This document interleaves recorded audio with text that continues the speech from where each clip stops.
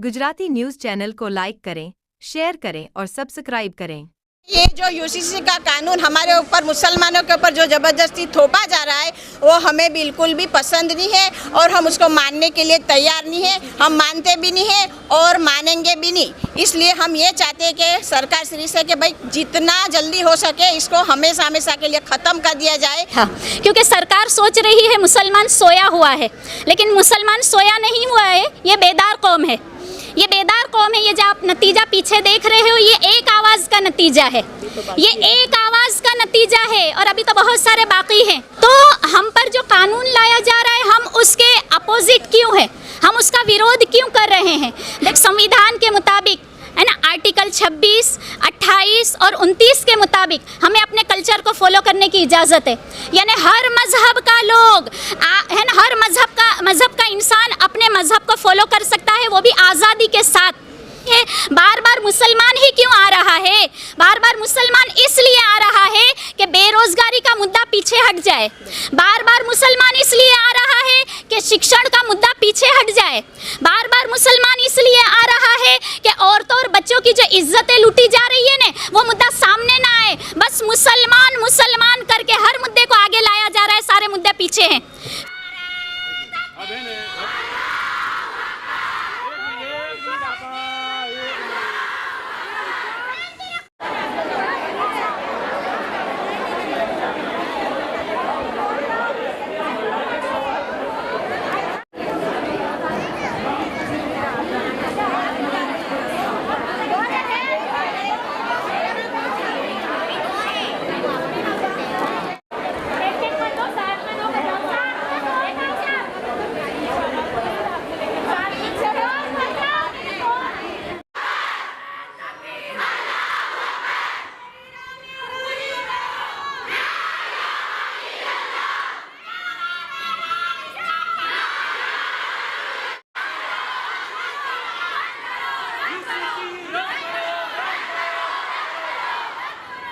हाँ, तय कर लिया है। तो बाकी सब बहने यहाँ बैठे।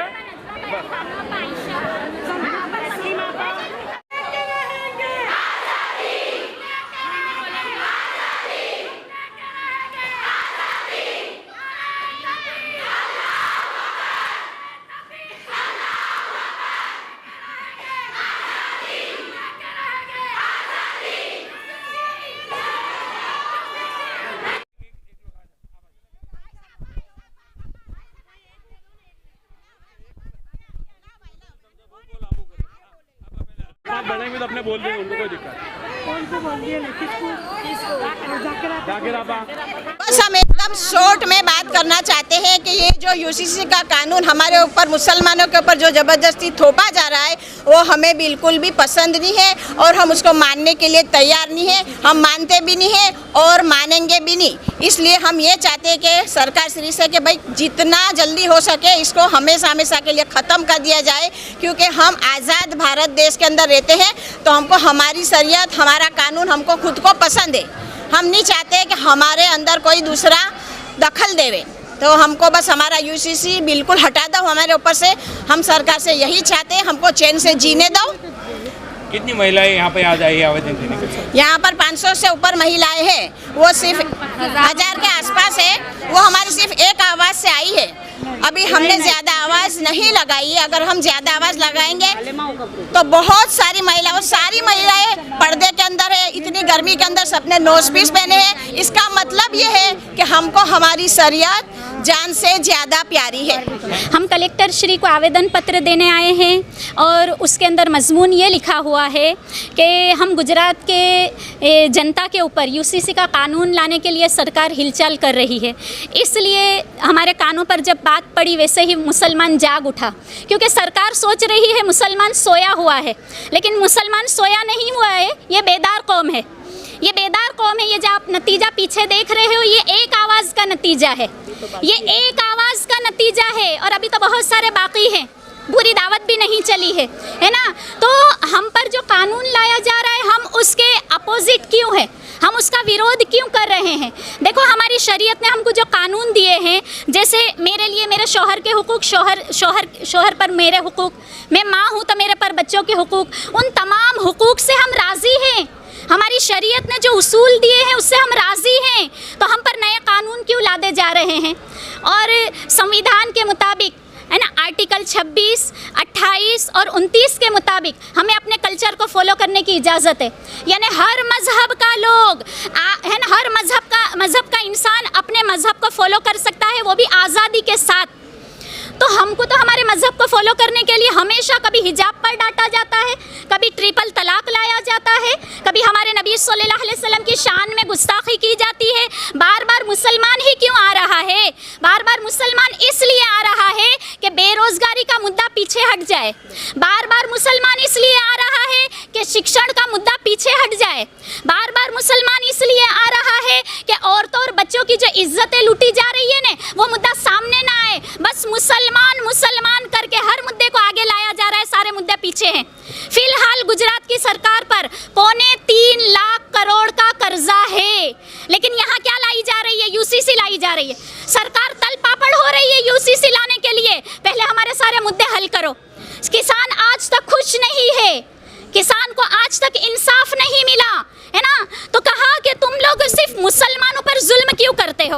और मैं तो कहती हूँ कि जब जब आपने मुद्दा उठाया है ने, खुद मुसलमान और दूसरी कौमें उस मुद्दे को पढ़ रही हैं। जैसे मैं मिसाल दूँ, आपने तलाक का मुद्दा उठाया, सारे हमारे हिंदू भाई बहन भी तलाक को पढ़ने लगे कि तलाक आखिर क्या है। आपने वक़फ़ बिल उठाया, संसद में गृह मंत्री खुद कह रहे हैं, मैं आपको बताऊं वक़फ़ का मतलब क्या है। वक़फ़ का मतलब है दान में दी हुई ज़मीन। यानी आप खुद अब इस्लाम को पढ़ रहे हो।